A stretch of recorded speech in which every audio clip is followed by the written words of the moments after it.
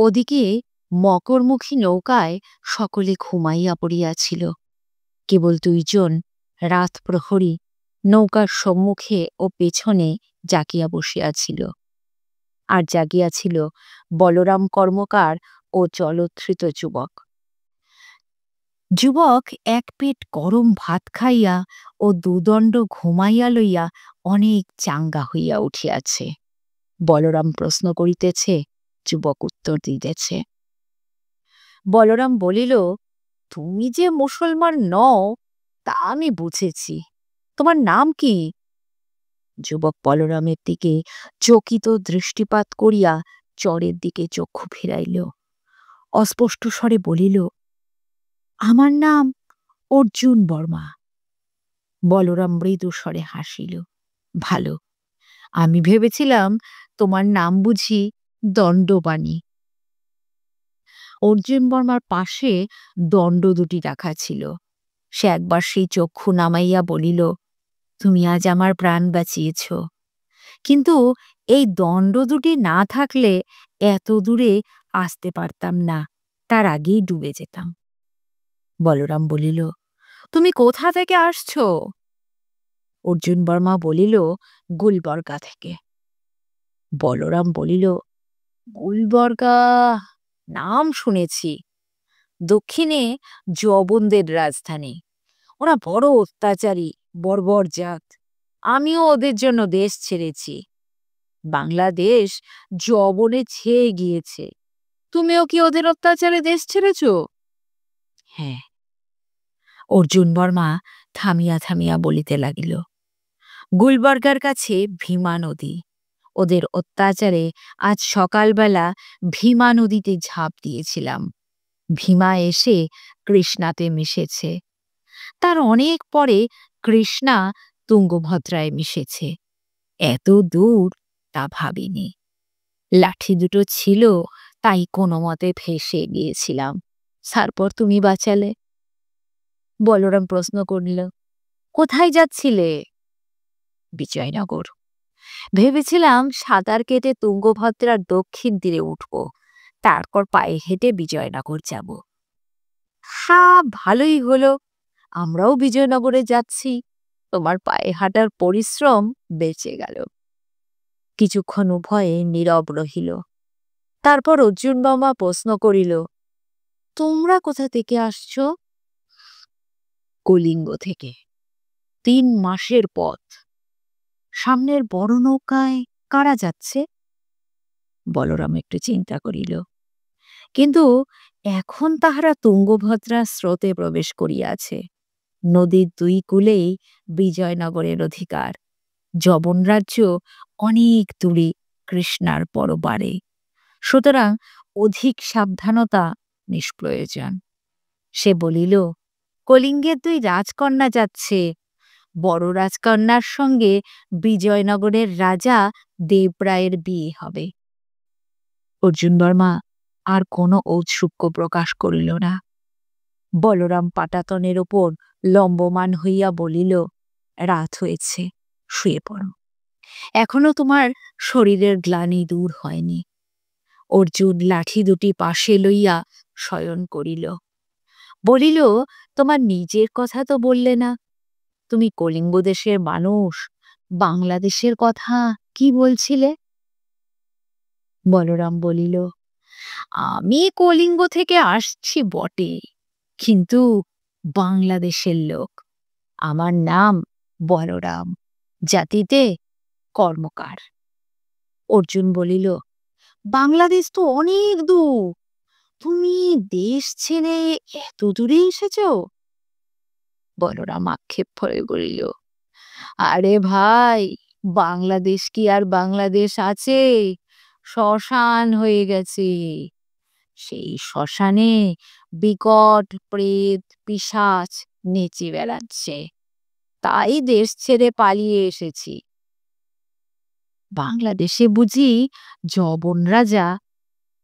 হ্যাঁ, মাঝে কয়েক বছর রাজা গণেশ সিংহাসনে বসেছিলেন, বাঙালি হিন্দুর বরাত ফিরেছিল। তারপরে আবার যে নরক, সেই নরক। ওরা বড় অত্যাচারী, বড় নৃশংস। অর্জুনের কথাগুলি অসমাপ্ত রহিয়া গেল, যেন মনের মধ্যে অসংখ্য অত্যাচার ও নৃশংসতার কাহিনী অকথিত রয়ে গেল। বলরাম হঠাৎ বলিল, ভালো কথা, তোমার বিয়ে হয়েছে? না। আকাশে অবরোহী চন্দ্রের পানে চাহিয়া অর্জুন ম্রিয়মাণ স্বরে বলিল, যবনের রাজধানীতে বিয়ে করলে তার প্রাণ সংশয়, বিশেষত বউ যদি সুন্দরী হয়। যাদের ঘরে সুন্দরী মেয়ে জন্মেছে তারা মেয়ের বয়স ৭-৮ হতে না হতেই বিয়ে দিয়ে নিশ্চিন্ত হয়। অনেকে মেয়ের মুখে ছুরি দিয়ে কেটে দাগ করে কুৎসিত করে দেয়, যাতে যবনদের নজর না পড়ে। তাতেও রক্ষে নেই। মুসলমান সিপাহীরা যুবতী মেয়ে দেখলেই ধরে নিয়ে যায় আর স্বামীকে কেটে রেখে যায়, যাতে নালিশ করবার কেউ না থাকে। দক্ষিণ দেশের মেয়েদের পর্দা ছিল না, এখন তারা যবনের ভয়ে ঘর থেকে বেরোয় না। বলরাম উত্তেজিতভাবে উঠিয়া বসিয়া বলিল, যেখানে যবন সেখানেই এই দশা। তবে আমার জীবনের কাহিনী বলি শোনো। বর্ধমানের নাম বোধহয় তুমি শোনোনি। দামোদর নদের তীরে মস্তনগর, সেখানে আমার কামারশালা ছিল, বেশ বড় কামারশালা। কাস্তে কুড়ুল কাটারি তৈরি করতাম, তলোয়ার সরকি এমনকি কামান পর্যন্ত তৈরি করতে জানি। কিন্তু মুসলমান রাজারা তৈরি করতে দিত না। রাজার লোক এসে মাঝে মাঝে তদারক করে যেত। আমরা অবশ্য লুকিয়ে লুকিয়ে অস্ত্রশস্ত্র তৈরি করতাম। সে যাক, একবার লোহা কিনতে জংলিদের গায়ে গিয়েছিলাম। ওরা পাহাড় জঙ্গল থেকে লোহা নুড়ি সংগ্রহ করে এনে পুড়িয়ে লোহা তৈরি করে। আমরা কামাররা গরুর গাড়ি নিয়ে যেতাম, তাদের কাছ থেকে লোহা কিনে আনতাম। সেবার গা থেকে লোহা কিনে ২ দিন পরে এসে দেখি মুসলমান সেপাইরা আমার কামারশালা তছনছ করে দিয়েছে আর আমার বউটাকে ধরে নিয়ে গেছে। বলরাম আবার শয়ন করল। কিছুক্ষণ আকাশের পানে চাহিয়া থাকিয়া গভীর দীর্ঘশ্বাস ফেলিল। বউটা মুখরা ছিল বটে, কিন্তু ভারী সুন্দর দেখতে ছিল। যাক্কে, মরুকে, যে যেমন কপাল নিয়ে এসেছে। আমার আর দেশে মন টিকল না। ভাবলাম যে দেশে মুসলমান নেই সেই দেশে যাব। তারপর একদিন লোহার ডান্ডা দিয়ে একটা জঙ্গি জোয়ানের মাথা ফাটিয়ে দিয়ে কলিঙ্গ দেশে চলে এলাম। কলিঙ্গ দেশে এখনো যবন ঢুকতে পারিনি, কিন্তু ঢুকতে কতক্ষণ। আমি একেবারে কলিঙ্গের দক্ষিণ কোণে কলিঙ্গপত্তনে এসে আবার নতুন করে কামারশালা ফেদে বসলাম। বলরামের কথা বলিবার ভঙ্গি হইতে মনে হয় সে জীবনে অনেক দুঃখ পাইয়াছে, কিন্তু দুঃখ বস্তুটাকে সে বেশি আমল দেয় না। দুঃখ তো আছেই, দুঃখ তো জীবনের সঙ্গী। তাহার ফাঁকে ফাঁকে যতটুকু সুখ আহরণ করা যায় ততটুকুই লাভ। বলরাম ঘাড় ফিরাইয়া দেখিল অর্জুন বর্মার চক্ষু মুদিত। সে বোধহয় ঘুমাইয়া পড়িয়াছে। তাহার ক্লান্তি শিথিল মুখের পানে চাহিয়া বলরামের হৃদয়ের মধ্যে একটু স্নেহের ভাব অনুভব করিল। আহা, ছেলেটার বয়স কতই বা হবে, বড় জোর ২১-২২। বলরামের চেয়ে অন্তত ১০ বছরের ছোট। এই বয়সে অভাগা অনেক দুঃখ পাইয়াছে। অনেক দুঃখ না পাইলে কেহ দেশ ছাড়িয়া পালাইবার জন্য নদীতে ঝাঁপাইয়া পড়ে না। পরদিন প্রত্যুষে নৌকা ৩টি নোঙর তুলিয়া আবার উজানে যাত্রা করিল। মধ্যাহ্নে আহারাদি সম্পন্ন হইলে চিপিটকমূর্তি আজ্ঞা দিলেন, যে লোকটাকে কাল নদী থেকে তোলা হয়েছে আমার সন্দেহ সে শত্রুর গুপ্তচর, তাকে এই নৌকায় নিয়ে এসো। সঙ্গে যেন ২ জন সশস্ত্র রক্ষী থাকে।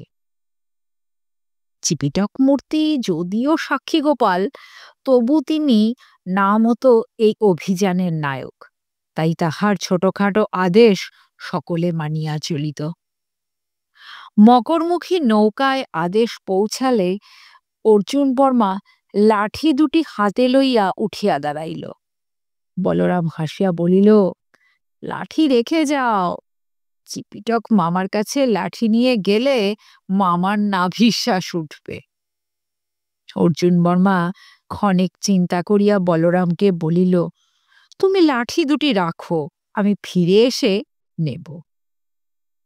অর্জুন দুইজন সশস্ত্র প্রহরী সহ ডিঙিতে চড়িয়া ময়ূরপঙ্খী নৌকায় চলিয়া গেল।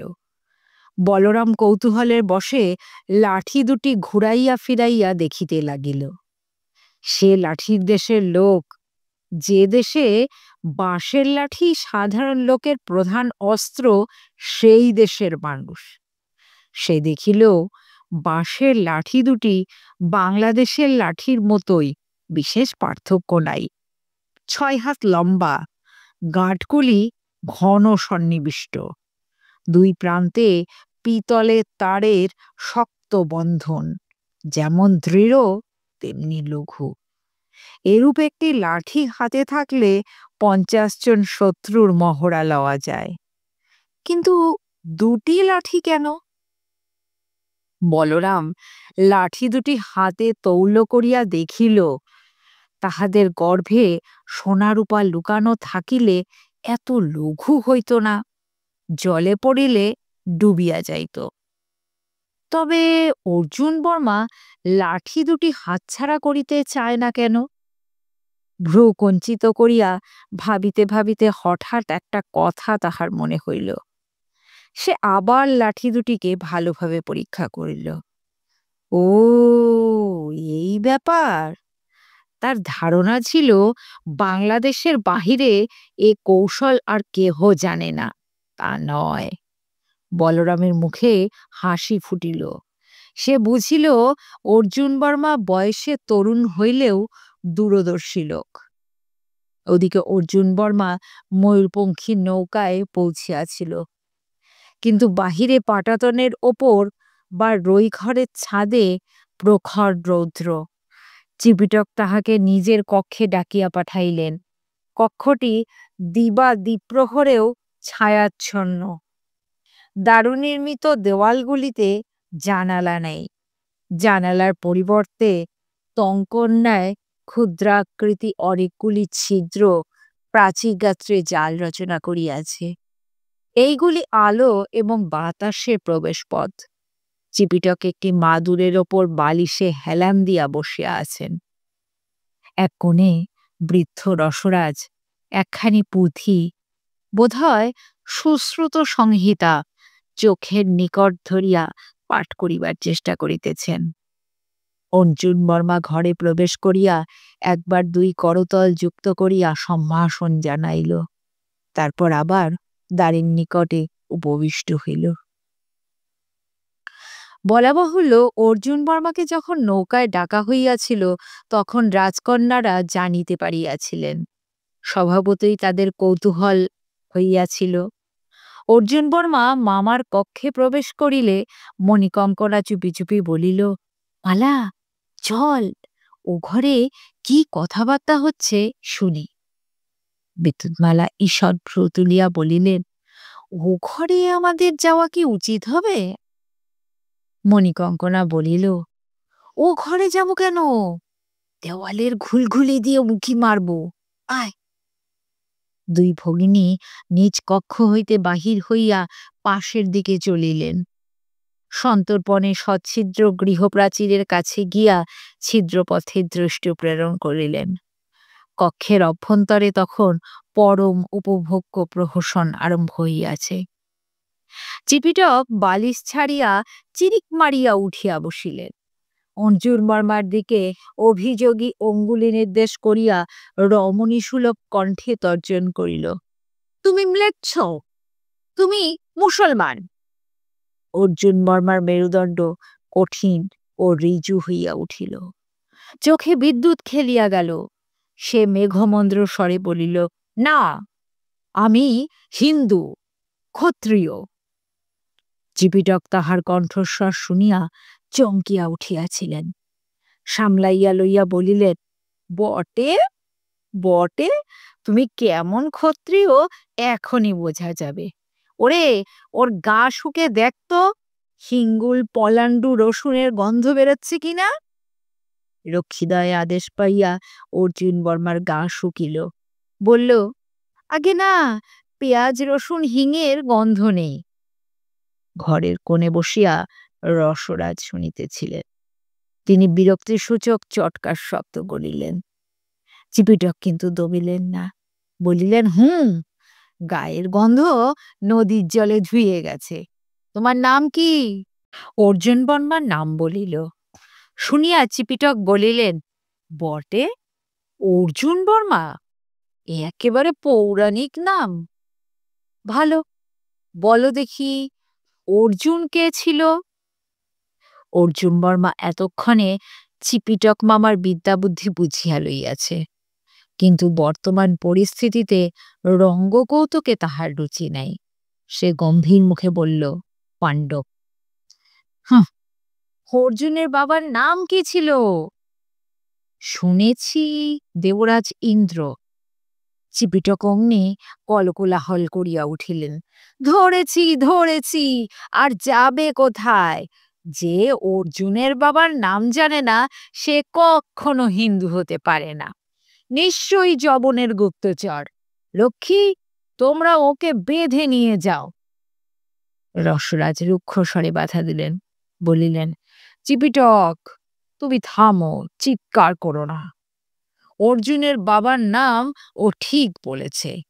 তুমি অর্জুনের বাবার নাম জানো না, সুতরাং বেঁধে রাখতে হলে তোমাকেই বেঁধে রাখতে হয়। চিপিটক থতমত খাইয়া গেলেন। ক্ষীণকণ্ঠে বলিলেন, কিন্তু অর্জুনের বাবার নাম তো পাণ্ডু। রসরাজ বলিলেন, পাণ্ডুর নাম মাত্র বাবা, আসল বাবা ইন্দ্র। চিপিটক অবত্যা নীরব হইয়া রহিলেন। রসরাজ শাস্ত্রজ্ঞ ব্যক্তি, বেদ পুরাণে পারঙ্গম। তাহার কথার বিরুদ্ধে কথা বলা চলে না। রসরাজ অর্জুনকে সম্বোধন করিয়া বলিলেন, অর্জুন বর্মা, তোমার শরীর কেমন? গায়ে ব্যথা হয়েছে? অর্জুন বলিল, সামান্য। আপনার ঔষধের গুণে দেহের সমস্ত গ্লানি দূর হয়েছে। রসরাজ বলিলেন, ভালো ভালো, তুমি যদি আত্মপরিচয় দিতে চাও দিতে পারো, না দিতে চাও দিও না। তুমি অতিথি, আমরা প্রশ্ন করব না। অর্জুন বলিল, আমার পরিচয় সামান্যই। সে বলরামকে যাহা বলিয়াছিল তাহাই সংক্ষেপে পুনরাবৃত্তি করিল। রসরাজ নিঃশ্বাস ফেলিয়া বলিলেন, যবনের রাজ্যে হিন্দুর ধর্ম, কৃষ্টি, স্বাধীনতা সবই নির্মূল হয়েছে। তুমি পালিয়ে এসেছ, ভালোই করেছ। দক্ষিণ দেশে এখনো স্বাধীনতা আছে, কিন্তু কতদিন থাকবে কে জানে। আচ্ছা, আজ তোমরা এসো বৎস। অর্জুন বর্মা উঠিয়া দাঁড়াইল। চিপিটক চোখ পাকাইয়া বলিলেন, আজ ছেড়ে দিলাম, কিন্তু পরে যদি জানতে পারি তুমি গুপ্তচর, তাহলে তোমার মুন্ডু কেটে নেব।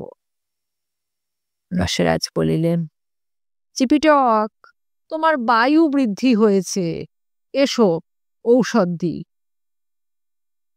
বাহিরে দাঁড়াইয়া দুই রাজকন্যা ছিদ্রপথে সবই প্রত্যক্ষ করিয়াছিলেন এবং অতি কষ্টে হাস্য সংবরণ করিয়াছিলেন। পালা শেষ হইলে তাহারা পা টিপিয়া টিপিয়া ফিরিয়া আসিলেন এবং মুক্ত পটপত্তনে দাঁড়াইয়া অন্য নৌকার দিকে চাহিয়া রহিলেন। ক্ষণেক পরে অর্জুন বর্মা রক্ষীদের সঙ্গে বাহিরে আসিল। তাহার মুখে একটা চাপা হাসি। রাজকুমারীদের দেখিয়া সে সসম্ভ্রমে যুক্তপানি হইয়া অভিবাদন করিল। তারপর ডিঙিতে নামিয়া বসিল। মণিকঙ্কনা সেই দিকে কটাক্ষপাত করিয়া লঘুস্বরে বলিল, অর্জুন বর্মা, হ্যাঁ ভাই, সত্যিই ছদ্মবেশে দাপর যুগের অর্জুন নয় তো? বিদ্যুৎমালা ঈষৎ ভর্ৎসনা ভরা চক্ষে মণিকঙ্কনার পানে চাহিয়া তাহার লঘুতাকে তিরস্কৃত করিলেন। সেদিন সন্ধ্যাকালে নদীমধ্যস্থ একটি দ্বীপের প্রস্তরময় তীরে নৌকা বাঁধা হইল। দিনের গলদঘর্ম প্রখরতার পর চন্দ্রমা শীতল, রাত্রি পরম স্পৃহণীয়। নৈশাহারের পর দুই রাজকন্যা মাঝিদের আদেশ দিলেন, তাহারা পাটাতন দিয়া নৌকা দ্বীপ পর্যন্ত সেতু বাঁধিয়া দিল। রাজকন্যারা দ্বীপে অবতরণ করলেন। জনশূন্য দ্বীপ, কঠিন কর্কশ ভূমি, তবু মাটি। অনেকদিন তাহারা মাটির স্পর্শ অনুভব করেন নাই। দুই ভগিনী হাত ধরাধরি করিয়া চন্দ্রলোকে পদচারণা করিতে লাগিলেন। নৌকা তিনটি পরস্পর শতহস্ত ব্যবধানে নিথর হইয়া দাঁড়াইয়া আছে, যেন তিনটি অতিকায় চক্রবাক রাত্রিকালে দ্বীপপ্রান্তে আশ্রয় লইয়াছে, প্রভাত হইলেই উড়িয়া যাইবে। সহসা হাঙ্গরমুখী নৌকা হইতে মৃদঙ্গ মন্দিরার নিক্কণ ভাসিয়া আসিল। দুই রাজকন্যা চমকিয়া সেদিকে দৃষ্টি ফেরাইলেন। শতহস্ত দূরে হাঙ্গরমুখী নৌকার পাটাতনের ওপর কয়েকটি লোক কোল হইয়া বসিয়াছে। অস্পষ্ট আবছায়া কয়েকটা মূর্তি, তারপর মৃদঙ্গ মন্দিরার তালে তালে উদার পুরুষ কণ্ঠে জয়দেব গোস্বামীর গান শোনা গেল। বলরাম জাতিতে কর্মকার হইলেও সঙ্গীতজ্ঞ এবং সুকণ্ঠ। সে নৌযাত্রার সময় মৃদঙ্গ ও করতাল সঙ্গে আনিয়াছিল। তারপর নৌকায় আরও ২-৪ জন সঙ্গীত রসিক জুটিয়া গিয়াছিল। মনুচাটন হইলে তাহারা মৃদঙ্গ মন্দিরা লইয়া বসিত। পূর্ব ভারতে জয়দেব গোস্বামীর পদাবলী তখন সকলের মুখে মুখে ফিরিত। বলরামের দলের মধ্যে অর্জুন বর্মাও ছিল। সে গাহিতে বাজাইতে জানে না, কিন্তু সঙ্গীত রস উপভোগ করতে পারে। তাই আজ বলরামের আহ্বানে সেও নৈশ কীর্তনে যোগ দিয়েছিল। মধ্যরাত্রে সঙ্গীত সভা ভঙ্গ হইল। দুই রাজকন্যা নিঃশব্দে ময়ূরপঙ্খী নৌকায় উঠিয়া গেলেন। রইঘরে গিয়ে শয্যায় পাশাপাশি শয়ন করলেন। কথা হইল না। দুইজনে অর্ধনিমীলিত নেত্রে পরস্পর চাহিয়া একটু হাসিলেন। তারপর চক্ষু মুদিয়া সঙ্গীতের অনুরণন শুনিতে শুনিতে ঘুমাইয়া পড়িলেন। হৃদয়ে রসাবেশ লইয়া নিদ্রা যাইলে কখনো কখনো স্বপ্ন দেখিতে হয়। সকলে দেখে না, কেহ কেহ দেখে। দুই রাজকন্যার মধ্যে একজন স্বপ্ন দেখিলেন। স্বয়ম্বর সভা। তিনি মালা হাতে সভার মধ্যস্থলে দাঁড়াইয়া আছেন। চারদিকে রাজন্যবর্গ। যিনি জলে ছায়া দেখিয়া শূন্যে মৎস্যচক্ষু বিদ্ধ করিতে পারিবেন, তাহার গলায় রাজকন্যা মালা দিবেন। একে একে রাজারা স্বরক্ষেপ করিলেন, কিন্তু কেহই লক্ষ্যভেদ করিতে পারিলেন না। রাজকন্যার মনে অভিমান জন্মিল। অর্জুন কেন আসিতেছেন না? অন্য কেহ যদি পূর্বেই লক্ষ্যভেদ করেন, তখন কি হইবে? অবশেষে ছদ্মবেশী অর্জুন আসিয়া ধনুর্বাণ তুলিয়া লইলেন। জলে ছায়া দেখিয়া ঊর্ধ্বে মৎস্যচক্ষু বিদ্ধ করিলেন। অভিমানের সঙ্গে আনন্দ মিশিয়া রাজকুমারীর চক্ষে জল আসিল। তিনি অর্জুনের গলায় মালা দিলেন। অর্জুন ছদ্মবেশ ত্যাগ করিয়া রাজকন্যার সম্মুখে নতজানু হইলেন। বলিলেন, মা কুরু মানিনী মানময়ে। নৌকা তিনটি চলিয়াছে। ক্রমশ তীরে জনবসতি বৃদ্ধি পাইতে লাগিল। শুষ্ক ঊষরতার ফাঁকে ফাঁকে একটু হরিদাভা ক্ষুদ্র ক্ষুদ্র গ্রাম। গ্রাম শিশুরা বৃহৎ নৌকা দেখিয়া কলরব করিতে করিতে তীর ধরিয়া দৌগায়। যুবতীরা জল ভরিতে আসিয়া নৌকার পানে চাহিয়া থাকে। তাহাদের নিরাবরণ বক্ষের নির্লজ্জতা চোখের সলজ্জ সরল চাকুনির দ্বারা নিরাকৃত হয়। গ্রামবৃদ্ধেরা দধি নবনী শাকপত্র ফলমূল লইয়া ডাকাডাকি করে, নৌকা হইতে ডিঙি গিয়া টাটকা খাদ্য ক্রয় করিয়া আনে। নদীর ওপর প্রভাত বেলাটি বেশ স্নিগ্ধ, কিন্তু যত বেলা বাড়িতে থাকে দুই তীরের পাথর তপ্ত হইয়া বায়ুমণ্ডলকে দুঃসহ করিয়া তোলে। দ্বিপ্রহরে নৌকাগুলি নাবিক ও সৈনিকেরা জলে লাফাইয়া পড়িয়া সাঁতার কাটে, হুড়াহুড়ি করে। তাহাদের দেখিয়া রাজকুমারীদের লোভ হয়, জলে করিয়া খেলা করেন, কিন্তু অশোভন দেখাইবে বলিয়া তাহা পারেন না, তোলা জলে স্নান করে। অপরাহ্নে সহসা বাতাস স্তব্ধ হইয়া যায়, মনে হয় বায়ুর অভাবে নিঃশ্বাস বন্ধ হইয়া আসিতেছে।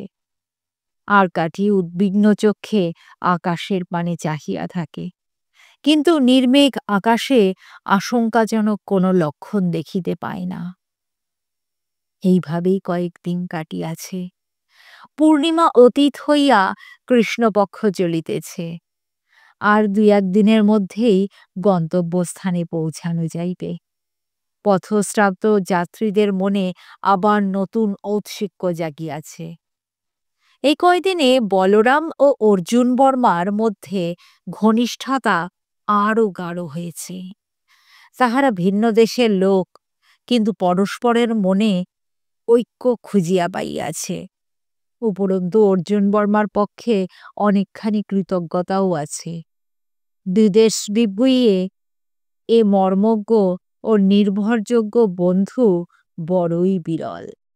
তাই তাহারা কেহ কারোর সঙ্গ ছাড়ে না, একসঙ্গে খায়, একসঙ্গে ঘুমায়, একসঙ্গে ওঠে বসে।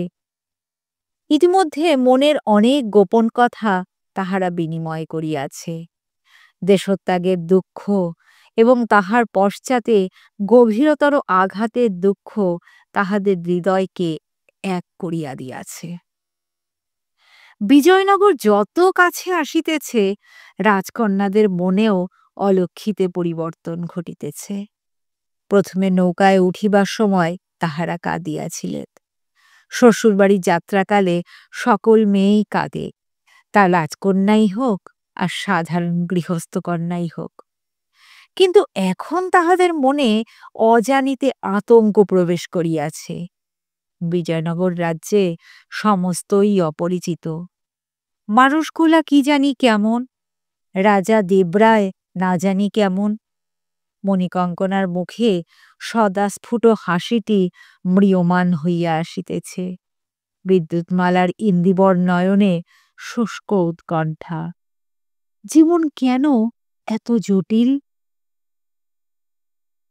বিজয়নগরে পৌঁছিবার পূর্বরাত্রে দুই রাজকন্যা রই ঘরে শয়ন করিয়াছিলেন, কিন্তু ঘুম সহজে আসিতেছিল না। কিছুক্ষণ শয্যায় ছটফট করিবার পর মণিকঙ্কনা উঠিয়া বসিল, বলিল, চল মালা, ছাদে যাই, ঘরে গরম লাগছে। বিদ্যুৎমালাও বলিয়া উঠিলেন, চল। মন্দোদরী দ্বারের সম্মুখে অগোর হইয়া শুইয়াছিল। তাহাকে ডিঙাইয়া দুই বোন রই ঘরের ছাদে উঠিয়া গেলেন। নৌকার রক্ষী দুইজন রাজকন্যাদের বহিরাগমন জানিতে পারিলেও সারা শব্দ দিল না। কৃষ্ণপক্ষের চন্দ্রহীন রাত্রি, চাঁদ উঠিবে, নৌকা বাঁধা আছে, তাই বায়ুর প্রবাহ কম। তবে উন্মুক্ত ছাদ বেশ ঠান্ডা, অল্প বায়ু বহিতেছে।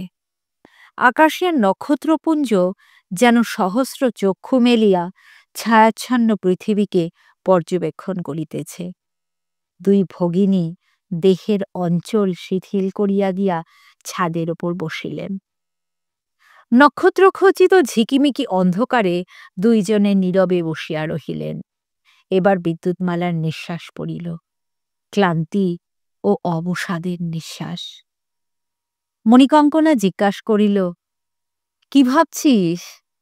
বিদ্যুৎমালা বললেন, ভাবছি শিরে সংক্রান্তি। ভয় করছে? হ্যাঁ, তোর ভয় করছে না? একটু একটু, কিন্তু মিথ্যে ভয়।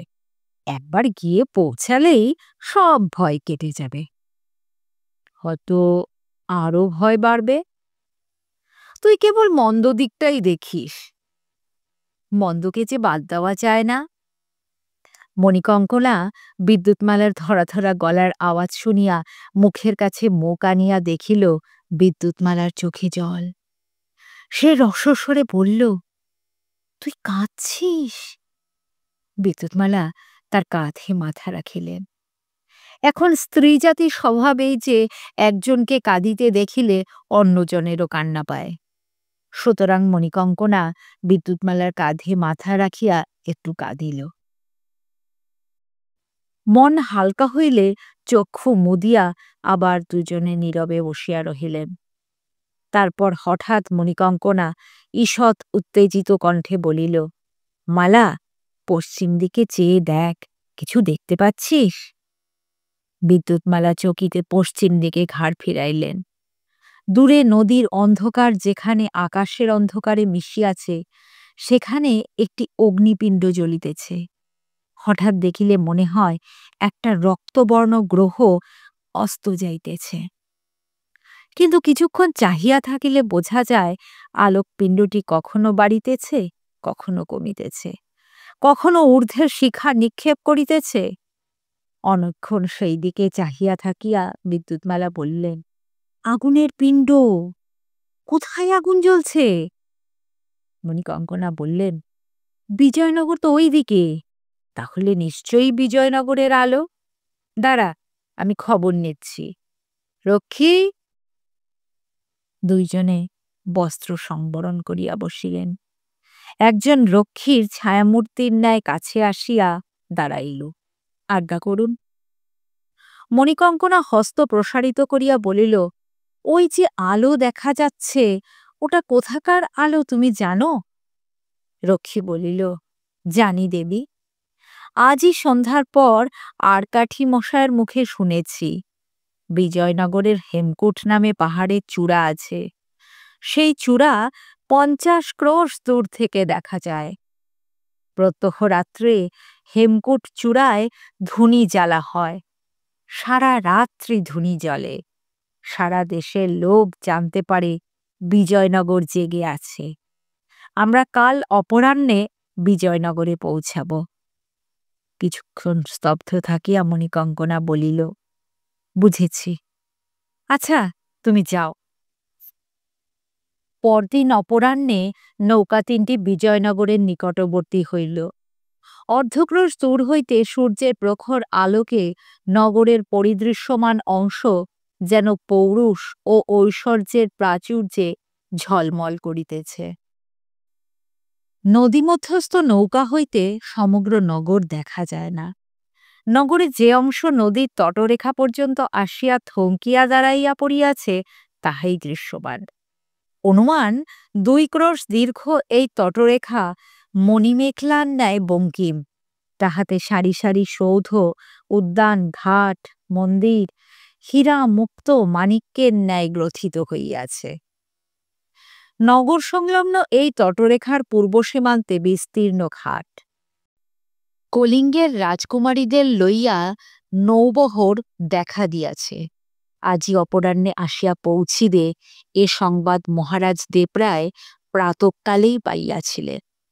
তিনি বহু সংখ্যক হস্তি, অশ্ব, দোলা ও পদাতি সৈন্য কিল্লাঘাটে পাঠাইয়া দিয়াছিলেন অতিথিদের সংবর্ধনার জন্য।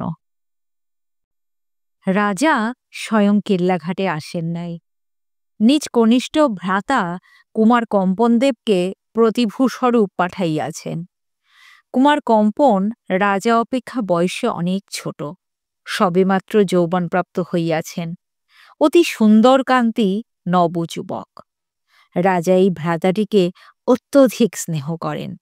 তাই তিনি বধূ সম্ভাষণের জন্য নিজে না আসিয়া ভ্রাতাকে পাঠিয়াছেন। কিল্লাঘাটের উচ্চতম সোপানে কুমার কম্পন অশ্বপৃষ্ঠে বসিয়া নৌকার দিকে চাহিয়া আছে। তাহার পিছনে 5টি হস্তি। হস্তিদের দুই পাশে ভল্লধারী অশ্বারোহীর সারি, তাহাদের পশ্চাতে নববেশ পরিহিত ধনুর্ধর পদাতি সৈন্যের দল। সর্বশেষ ঘাটের প্রবেশ মুখে নানা বর্ণাঢ্য বস্ত্র নির্মিত দ্বিভূমক তোরণ। তোরণের দুই স্তম্ভাগ্রে বসিয়া দুই দল যন্ত্রবাদক পালা করিয়া মুরজ মুরলি বাজাইতেছে। বড় মিঠা মন গলানো আগমনীর সুর। ময়ূরপঙ্খীর নৌকার ছাদের ওপর বিদ্যুৎমালা, মণিকঙ্কনা, মন্দোদরী ও মাতুল চিপিটক মূর্তি উপস্থিত ছিলেন। সকলের দৃষ্টি ঘাটের দিকে। তরুণ শীর্ষে নানা বর্ণের কেতন উড়িতেছে। ঘাটের সম্মুখে জলের ওপর কয়েকটি গোলাকৃতি ক্ষুদ্র নৌকা অকারণ আনন্দে ছোটাছুটি করতেছে। ঘাটের অস্ত্রধারী মানুষগুলা দাঁড়াইয়া আছে চিত্রার্পিতের ন্যায়। সর্বাগ্রে অশ্বারোহী পুরুষটি কে? দূর হইতে মুখাবয়ব ভালো দেখা যায় না। উনি কি মহারাজ দেবরায়? নৌকাগুলি যত কাছে যাইতেছে মুরজ মুরলির সুর ততই স্পষ্ট হইয়া উঠিতেছে। দুই দলের দৃষ্টি পরস্পরের উপর। আকাশের দিকে কাহারও দৃষ্টি নাই। নৌকা তিনটি ঘাটের 10 রজ্জুর মধ্যে আসিয়া পড়িল। তখন মণিকঙ্কনা, বিদ্যুৎমালা ছাদ হইতে নামিয়া রইঘরে গেলেন। ঘাটে নামিবার পূর্বে বেশবাস পরিবর্তন, যথোপযুক্ত অলঙ্কার ধারণ ও প্রসাধন করিতে হইবে।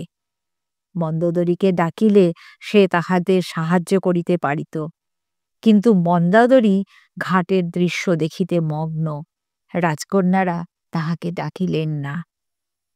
দুই ভগ্নী গম্ভীর বিষণ্ণ মুখে মহার্ঘ স্বর্ণতন্তু রচিত শাড়ি ও কঞ্চুলি পরিধান করিলেন। পরস্পরকে অলঙ্কার পরাইয়া দিলেন। তারপর বিদ্যুৎমালা গমনোন্মুখী হইলেন। মণিকঙ্কনা জিজ্ঞাসা করিল, আলতা কাজল পরবি না? বিদ্যুৎমালা বলিল, না, থাক। তিনি উপরে চলিয়া গেলেন। মণিকঙ্কনা ক্ষণিক ইতস্তত করিল, তারপর কাজললতার লাক্ষারসে করঙ্ক ও সোনার দর্পণ লইয়া বসিল। বিদ্যুৎমালা উপরে আসিয়া চারিদিকে দৃষ্টিপাত করিলেন। তাহার মনে হইল এই অল্পক্ষণের মধ্যে আকাশের আলো অনেক কমিয়া গিয়াছে। তিনি চকিতে ঊর্ধ্বে দৃষ্টি নিক্ষেপ করিলেন। দক্ষিণ হইতে একটা ধূম্রবর্ণ রাক্ষস ছুটিয়া আসিতেছিল। বিদ্যুৎমালার নেত্রাঘাতে যেন উন্মুক্ত ক্রোধে বিকট চিৎকার করিয়া নদীর বুকে ঝাঁপাইয়া পড়িল। নিমেষ মধ্যে সমস্ত লণ্ডভণ্ড হইয়া গেল। এই ঝড়ের আবির্ভাব এতই আকস্মিক যে চিন্তা করিবার অবকাশ থাকে না। সতর্ক হইবার শক্তিও লুপ্ত হইয়া যায়। নৌকা তিনটি পরস্পরের কাছাকাছি চলিতেছিল। ঘাট হইতে তাদের দূরত্ব 5-6 রজ্জুর বেশি নয়। হঠাৎ ঝড়ের ধাক্কা খাইয়া তাহারা কাত হইয়া পড়িল। ময়ূরপঙ্খী নৌকার ছাদে মন্দোদরী ও চিপিটক মূর্তি ছিলেন। ছিটকাইয়া নদীতে পড়িলেন। পাটাতনের ওপর বিদ্যুৎমালা শূন্যে উৎক্ষিপ্ত হইয়া মত্ত জলরাশির মধ্যে অদৃশ্য হইয়া গেলেন। মকরমুখী নৌকা হইতেও কয়েকজন নাবিক ও সৈনিক জলে নিক্ষিপ্ত হইয়াছিলেন। তাহাদের মধ্যে অর্জুন বর্মা একজন। যখন ঝড়ের ধাক্কা নৌকায় লাগিল, তখন সে মকরমুখী নৌকার কিনারায় দাঁড়িয়া ময়ূরপঙ্খী নৌকার দিকে চাহিয়াছিল। নিজে জলে পড়িতে পড়িতে দেখিল রাজকুমারী ডুবিয়া গেলেন। সে জলে পড়িবামাত্র তীর বেগে সাঁতার কাটিয়া চলিল। আকাশের আলো নিভিয়া গিয়াছে। নৌকাগুলি ঝড়ের দাপটে কে কোথায় গিয়াছে কিছুই দেখা যায় না। কেবল নদীর উন্মত্ত তরঙ্গরাশি চারিদিকে উথাল পাথাল করিতেছে। তারপর প্রচণ্ড বেগে বৃষ্টি নামিল। চরাচর আকাশ পাতাল একাকার হইয়া গেল। বিদ্যুৎমালা তলাইয়া গিয়াছিলেন। জলতলে তরঙ্গের আকর্ষণে বিকর্ষণে আবার ভাসিয়া উঠিলেন। কিছুক্ষণ তরঙ্গ শীর্ষে ইতস্তত বিক্ষিপ্ত হইবার পর তার অর্ধচেতন দেহ আবার ডুবিয়া যাইতে লাগিল। বিদ্যুৎমালা জলতলে নামিয়া যাইতে যাইতে অস্পষ্টভাবে অনুভব করিলেন কে যেন তাহাকে আকর্ষণ করিয়া আবার উপর দিকে টানিয়া লইতেছে। তিনি সম্পূর্ণ নিশ্চেষ্ট হইলেন। শরীর অবশ, বাঁচিয়া থাকার যে দুরন্ত প্রয়াস জীবমাত্রেরই স্বাভাবিক তাহা আর নাই। জীবন ও মৃত্যুর ব্যবধান ঘুচিয়া গিয়াছে। ক্রমে তাহার যেটুকু সংজ্ঞা অবশিষ্ট ছিল তাহাও অবলুপ্ত হইয়া গেল। ঝড় থামিয়াছে। মেঘের অন্ধকার অপসারিত হইবার পূর্বেই রাত্রির অন্ধকার নামিয়াছে। বর্ষণধৌত আকাশে তারাগুলি উজ্জ্বল। তীরবর্তী প্রাসাদগুলির দীপরশ্মি নদীর জলে প্রতিফলিত হইয়া কাঁপিতেছে। কেবল হেমকূট শিখরে এখনো অগ্নিস্তম্ভ জ্বলে নাই। এই অবকাশে ঝঞ্ঝাহত মানুষগুলির হিসাব লওয়া যাইতে পারে। কিল্লাঘাটে যাহারা অতিথি সংবর্ধনার জন্য উপস্থিত হইয়াছিলেন তাহারাও ঝড়ের প্রকোপে বিপর্যস্ত হইয়াছিল। বস্ত্রতরণ উড়িয়া গিয়া নদীর জলে পড়িয়াছিল। হাতিগুলি ভয় পাইয়া একটু দাপাদাপি করিয়াছিল, তার ফলে কয়েকজন সৈনিকের হাত পা ভাঙিয়াছিল। আর বিশেষ কোনো অনিষ্ট হয় নাই। ঝড় অপগত হইলে কুমার কম্পন নৌকা তিনটির নিরাপত্তা সম্বন্ধে অনুসন্ধান করিবার চেষ্টা করিলেন, কিন্তু কুমার কম্পন কোনো সন্ধানই পাইলেন না। তখন তিনি সৈন্যদের ঘাটে রাখিয়া অশ্বপৃষ্ঠে রাজভবনে ফিরিয়া গেলেন। রাজাকে সংবাদ দিয়া কাল প্রত্যুষে তিনি আবার ফিরিয়া আসিবেন। নৌকা তিনটি ঝড়ের আঘাতে পরস্পর বিচ্ছিন্ন হইয়া পড়িয়াছিল, কিন্তু ডুবিয়া যায় নাই। নাবিক ও সৈন্যদের মধ্যে যাহারা ছিটকিয়া জলে পড়িয়াছিল তাহারাও কেউ ডুবিয়া মরে নাই। জল ও বাতাসের তাড়নে কোথাও না কোথাও ডাঙার আশ্রয় পাইয়াছিল। মণিকঙ্কনা ও বৃদ্ধ রসরাজ ময়ূরপঙ্খী নৌকায় আটকাইয়া পড়িয়াছিলেন।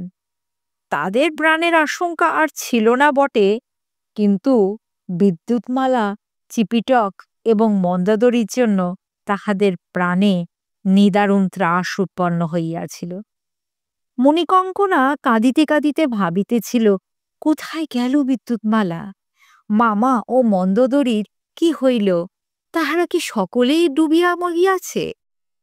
রসরাজ মণিকঙ্কনাকে সান্ত্বনা দিবার ফাঁকে ফাঁকে প্রাণপণে ইষ্টমন্ত্র জপ করিতেছিলেন। মামা ও মন্দোদরী ডুবিয়া যায় নাই।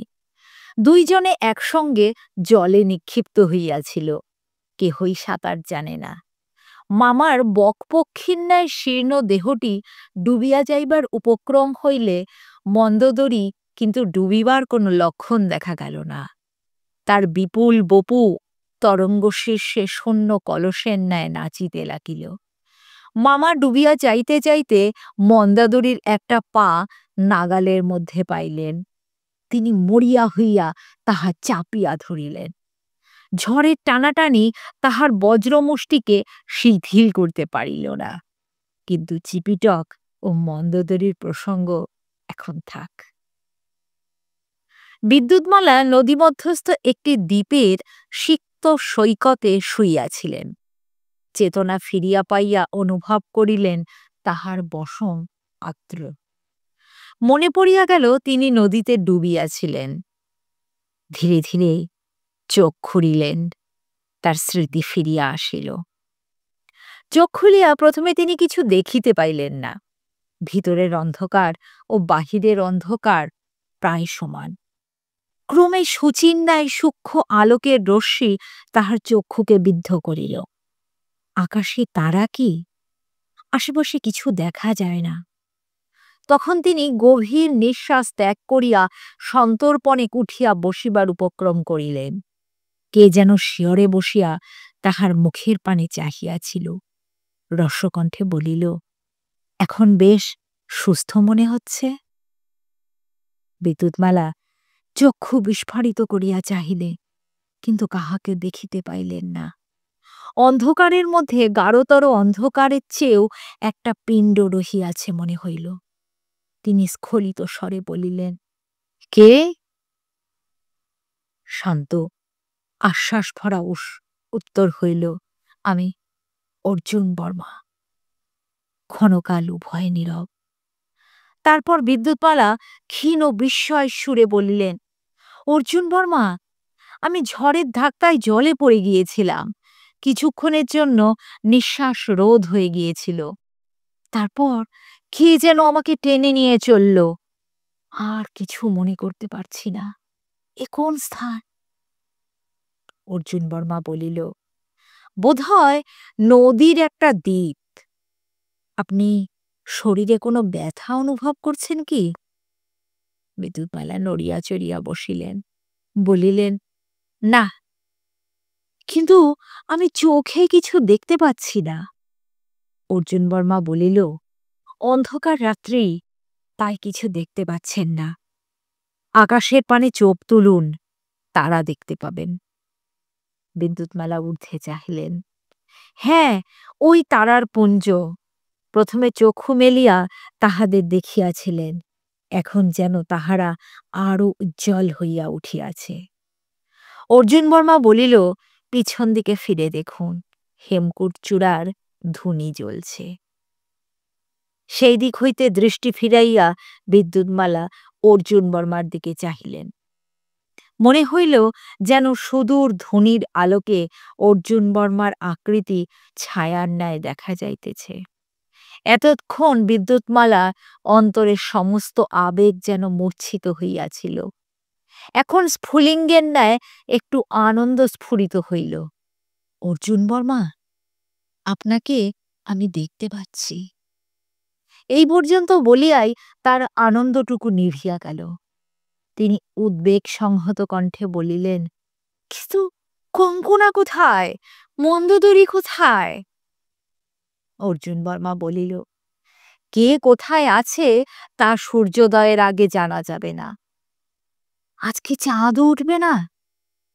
উঠবে মধ্যরাত্রির পর। এখন কত রাত্রি? বোধহয় প্রথম প্রহর শেষ হয়েছে। রাজকুমারী, আপনার শরীর দুর্বল, আপনি শুয়ে থাকুন। বেশি চিন্তা করবেন না। দুর্বল শরীরে চিন্তা করিলে দেহ আরো নিস্তেজ হয়ে পড়বে। আর আপনি? আমি পাহারায় থাকব। এই অসহায় অবস্থাতে বিদ্যুৎমালা পরম আশ্বাস পাইলেন। দুই চারিটি কথা বলিয়াই তার শরীরের অবশিষ্ট শক্তি নিঃশেষিত হইয়াছিল। তিনি আবার বালুশয্যায় শয়ন করিলেন। কিছুক্ষণ চক্ষু মুদিয়া শুইয়া থাকিবার পর তাহার ক্লান্ত চেতনা আবার সুপ্তির অতলে ডুবিয়া গেল। বিদ্যুৎমালার চেতনা সুষুপ্তি পাতাল স্পর্শ করিয়া আবার ধীরে ধীরে স্বপ্নলোকের অচ্ছাবস্তরে উঠিয়া আসিল। তিনি স্বপ্ন দেখিলেন, সেই স্বপ্ন যাহা পূর্বে একবার দেখিয়াছিলেন। স্বয়ংবর সভায় অর্জুন মৎস্যচক্ষু বিদ্ধ করিয়া রাজকুমারীর সম্মুখে নত যেন হইলেন। বলিলেন, রাজকুমারী, দেখুন, চাঁদ উঠেছে। বিদ্যুৎমালা দেখিলেন অর্জুন বর্মা তার মুখের ওপর ঝুঁকিয়া বলিতেছে, রাজকুমারী, দেখুন, চাঁদ উঠেছে। স্বপ্নের অর্জুন ও প্রত্যক্ষের অর্জুন বর্মার আকৃতিগত কোনো প্রভেদ নাই। চাঁদ অবশ্য অনেক আগেই উঠিয়াছিল। অর্জুন বর্মা মহাচ্ছন্ন চোখে ওই মুখখানির পানে চাহিয়াছিল। তাহার দৃষ্টিতে লুব্ধতা ছিল না, মনে কোনো চিন্তাও ছিল না।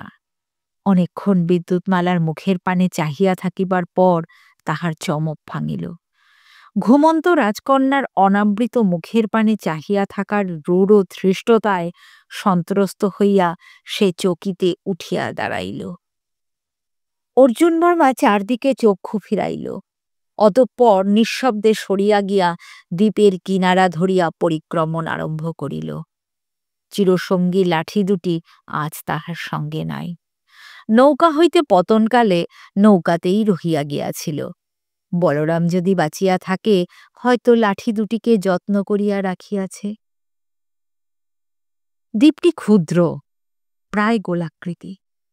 তীরে নুড়ি ছড়ানো বালুবেলা, মধ্যস্থলে বড় বড় পাথরের চাঙড় উঁচু হইয়া আছে। অর্জুন বর্মা তীর ধরিয়া পরিক্রমণ করিতে করিতে নানা অসংলগ্ন কথা চিন্তা করিতে লাগিল। কিন্তু তাহার উদ্বিগ্ন জল্পনার মধ্যে মনের মধ্যে নিভৃত অংশে রাজকন্যার কাছে পড়িয়া রহিল। রাজকুমারী একাকিনী ঘুমাইয়া আছেন। হঠাৎ যদি ঘুম ভাঙিয়া তাহাকে দেখিতে না পাইয়া ভয় পান, যদি দ্বীপের মধ্যে শৃগাল বা বনবিড়াল জাতীয় হিংস্র জন্তু লুকাইয়া থাকে। কিন্তু দ্বীপে হিংস্র জন্তু ছিল না। তাহার পদশব্দে টিট্টিহি টিট্টিহি শব্দ করিয়া এক ক্ষুদ্র পাখি উড়িয়া গেল। টিট্টিভি পাখি। বিদ্যুৎমালার কাছে ফিরিয়া আসিয়া অর্জুন বর্মা দেখিল তিনি যেমন শুইয়াছিলেন তেমনি শুইয়া আছেন, একটুও নড়েন নাই। অহেতুক উদ্বেগে অর্জুনের মন শঙ্কিত হইয়া উঠিল। সে তার শিয়রে নতজানু হইয়া মুখের কাছে মুখ আনিয়া দেখিল, না, আশঙ্কার কোনো কারণ নাই। ক্লান্তির বিবশ জড়তা কাটিয়া গিয়াছে। রাজকুমারী স্বপ্ন দেখিতেছেন। স্বপ্নের ঘোরে তাহার ভ্রু কখনো কুঞ্চিত হইতেছে, কখনো অধরে একটু হাসির আভাস দেখা যাইতেছে। অর্জুন বর্মা মনে মনে একটু ঔৎসুক্য অনুভব করিল। সে একবার চাঁদের দিকে চাহিল, একবার বিদ্যুৎমালার স্বপ্নমুগ্ধ মুখখানি দেখিল। তারপর মৃদুস্বরে বলিল, রাজকুমারী, দেখুন, চাঁদ উঠেছে। বিদ্যুৎমালা জেগে উঠে সোজা হয়ে বসলেন। তারপর তিনি ক্ষীণস্বরে বললেন, আপনি কথা বললেন?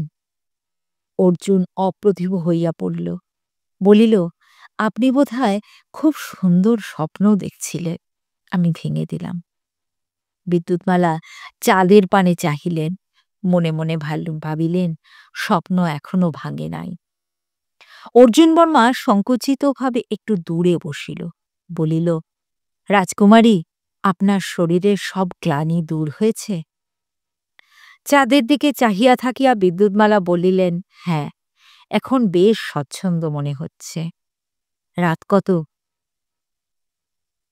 এখনো রাত্রি শেষ হতে বিলম্ব আছে। যতক্ষণ সূর্যোদয় না হয় ততক্ষণ স্বপ্নকে বিদায় দেবার প্রয়োজন নাই। রাজকুমারী মনে মনে যেন কিছু জল্পনা করিতেছেন। তারপর মন স্থির করিয়া তিনি অর্জুন বর্মার পানে ফিরিলেন, বলিলেন, ভদ্র, আজ আপনি আমার প্রাণ রক্ষা করেছেন। অর্জুন গলার মধ্যে একটু শব্দ করিল, উত্তর দিল না। বিদ্যুৎমালা বলিলেন, আপনার পরিচয় আমি কিছুই জানি না, কিন্তু আমার প্রাণদাতার পরিচয় আমি জানতে চাই। আপনি সবিস্তারে আপনার জীবন কথা আমাকে বলুন, আমি শুনব। অর্জুন বিহ্বল হইয়া উঠিল। দেবী, আমি অতি সামান্য মানুষ, আমার পরিচয় কিছু নেই। বিদ্যুৎমালা বললেন, আছে ওই কি, আপনি নিজের কার্যের দ্বারা খানিকটা আত্মপরিচয় দিয়েছেন, কিন্তু তা সম্পূর্ণ নয়। আপনার সম্পূর্ণ পরিচয় আমি জানতে চাই। অর্জুন দ্বিধাগ্রস্ত নত মুখে চুপ হরিয়া রহিল। উত্তর না পাইয়া বিদ্যুৎমালা একটু হাসিলে, বলিলেন, অবশ্য আপনি ক্লান্ত, ওই দুর্যোগের পর ক্ষণকালের জন্যও বিশ্রাম করেননি। আপনি যদি ক্লান্তিবশত কাহিনী না বলতে পারেন তাহলে থাক, আপনি বরং নিদ্রা যান। আমি তো এখন সুস্থ হয়েছি, আমি জেগে থেকে পাহারা দিই। অর্জুন বলল, না না, আমার নিদ্রার প্রয়োজন নেই। আপনি যখন শুনতে চান আমার জীবন কথা বলছি। রাত্রি শেষ না হওয়া পর্যন্ত আর তো কিছুই করবার নেই। বিদ্যুৎমালা বললেন, তাহলে আরম্ভ করুন। অর্জুন বর্মা বললেন, আমার পিতা এখনো জীবিত আছেন, আমি দেখে এসেছি। কিন্তু যবনদের অত্যাচারে এতদিন তিনি বোধহয় আর জীবিত নেই। তিনি যুদ্ধবৃত্তি ত্যাগ করেছিলেন বটে, কিন্তু অন্তরে তিনি যোদ্ধা। কোনোদিন যবনের কাছে মাথা নত করেননি। গৃহে বসে তিনি বিদ্যা চর্চা করতেন। জ্যোতিষ ও গণিতবিদ্যায় তার পারদর্শিতা ছিল।